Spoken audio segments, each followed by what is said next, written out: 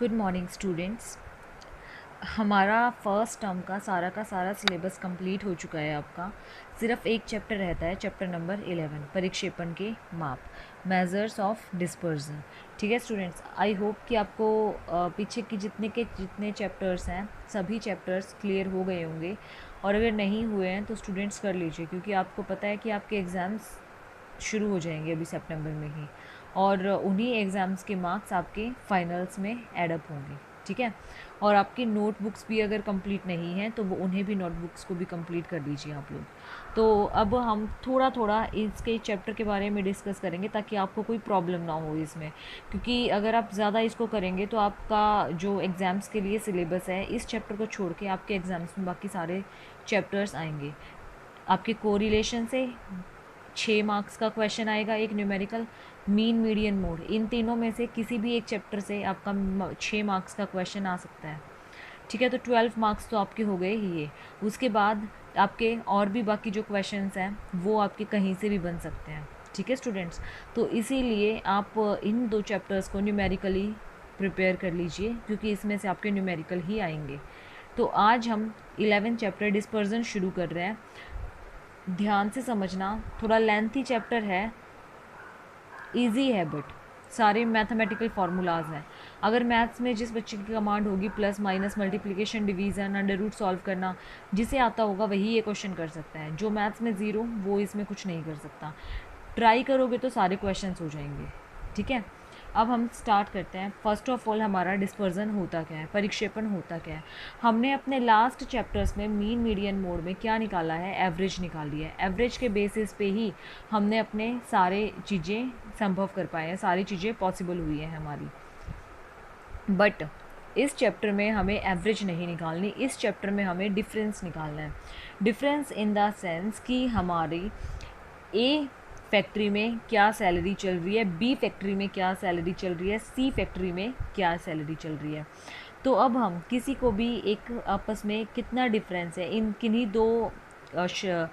दो सीरीज़ के बीच में, कितना डिफरेंस है कितना डिफरेंस नहीं है, वो हम इसमें देखते हैं कि इसमें कितनी वेरिएबिलिटी है, कितना चेंज है, वो हम इसके अंदर डिस्कस करते हैं।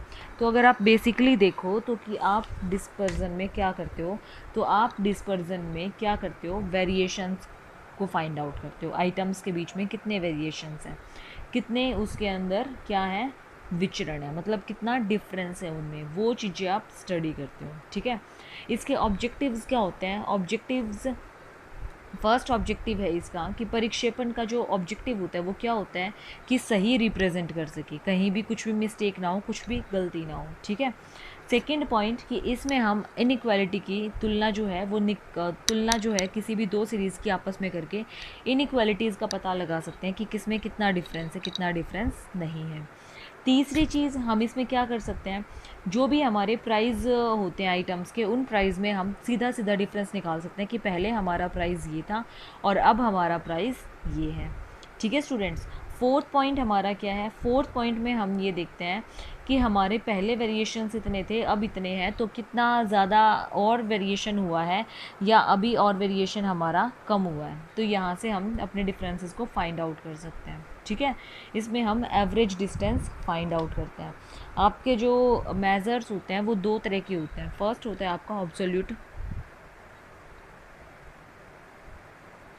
ऑब्सोल्यूट मेजर्स,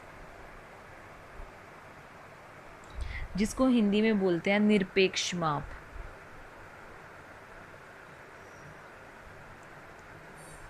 निरपेक्ष माप का मतलब क्या होता है कि इसका जो माप होता है वो उन्हीं आइटम्स में और उन्हीं चीज़ों में दिखाया जाता है जो उसकी मूल डाटा को जहाँ जैसे रिकॉर्ड किया जाता है या फिर जैसे कलेक्ट किया जाता है।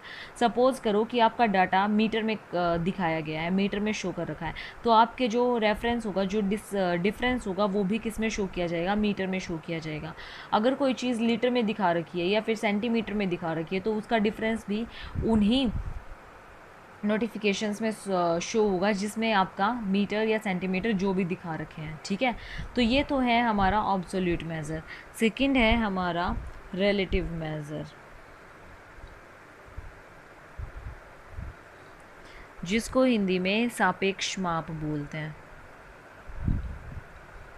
जिसको हिंदी में सापेक्ष माप बोलते हैं। तो रिलेटिव मेज़र क्या होता है? रिलेटिव मेज़र को हम इसकी डिस्पर्जन को, इसके डिफरेंस को हम कैसे शो करते हैं? परसेंटेज में शो करते हैं या फिर रेशो में शो करते हैं कि पहले हमारी ये थी, अब हमारा ये है, तो कितने रेशो चेंज हुआ है, कितना परसेंट चेंज हुआ है। जो परसेंट में और रेशो में चेंज होता है वो हमारा रिलेटिव मेज़र होता है, और बाकी सारा का सारा चेंज हमारा कैसा होता है? ऑब्सोल्यूट मेज़र होता है। ठीक है स्टूडेंट्स, तो ये थे हमारे मेजर्स, चेंजेस जो हम डिस्कस करते हैं। अब इनके डिफरेंट डिफरेंट मेथड्स भी होते हैं। Methods of measuring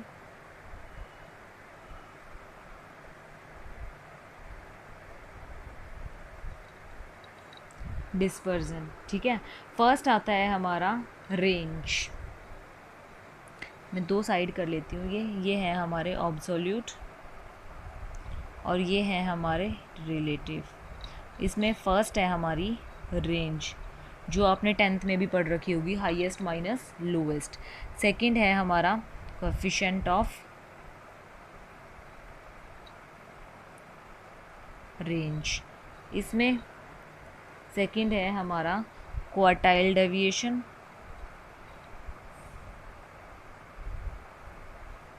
quartile deviation और इंटर क्वार्टाइल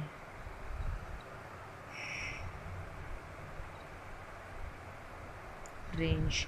इसमें है हमारा कोएफिशिएंट ऑफ क्वार्टाइल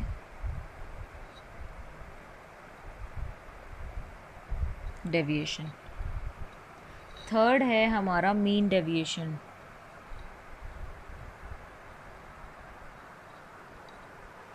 देन इसमें थर्ड है हमारा कोएफिशिएंट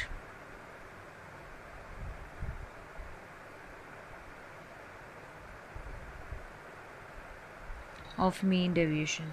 फोर्थ पॉइंट आता है हमारा standard deviation.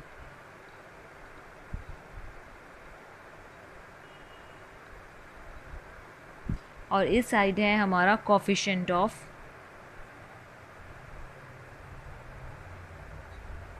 Standard deviation. Fifth point आता है हमारा लॉरेंज कर्व। तो ये हमारे कितने पॉइंट्स हैं? 9 पॉइंट्स हैं। इन 9 के 9 पॉइंट्स को हम क्या करेंगे? डिस्कस करेंगे। सबसे पहले हम रेंज को डिस्कस करते हैं कि हमारी रेंज होती क्या है। रेंज का फॉर्मूला क्या होता है? R is equal to highest minus lowest. Suppose करो कि आपके पास सीरीज़ दे रखी है 10, 20, 30, 40, 50, तो इसकी रेंज क्या होगी? 50 माइनस 10, 40। हाईएस्ट क्या है इसमें? 50, और लोएस्ट क्या है इसमें? 10। तो आपकी रेंज क्या निकल जाएगी? Highest minus lowest. ठीक है स्टूडेंट्स, और इसका कोएफिशिएंट क्या होगा?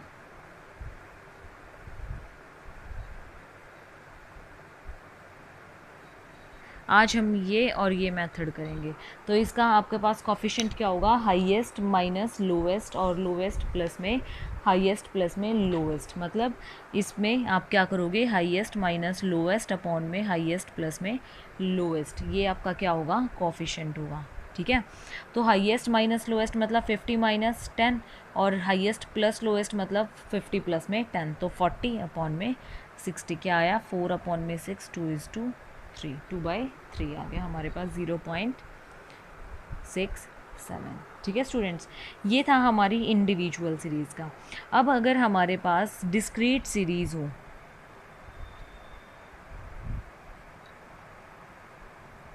तो डिस्क्रीट सीरीज़ में कैसे होगा?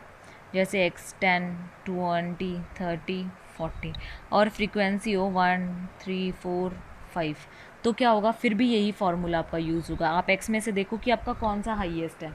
हमारे x में से हमारा हाईएस्ट है 40 h, और लोएस्ट कितना है? 10। तो रेंज क्या होगी?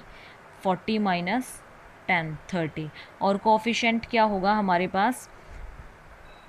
40 माइनस 10 और 40 प्लस 10, 30 अपॉन में 50।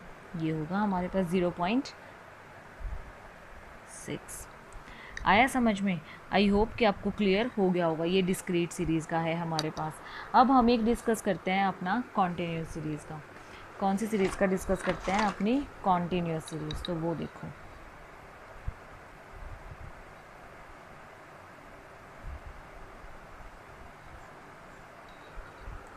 कॉन्टीन्यूस सीरीज़ के अंदर आपके पास क्या दे रखा होगा, आपके पास सीरीज़ जो होगी वो कॉन्टीन्यूटी में होगी, मतलब आपकी कहीं भी कॉन्टीन्यूटी टूटी नहीं होगी। जैसे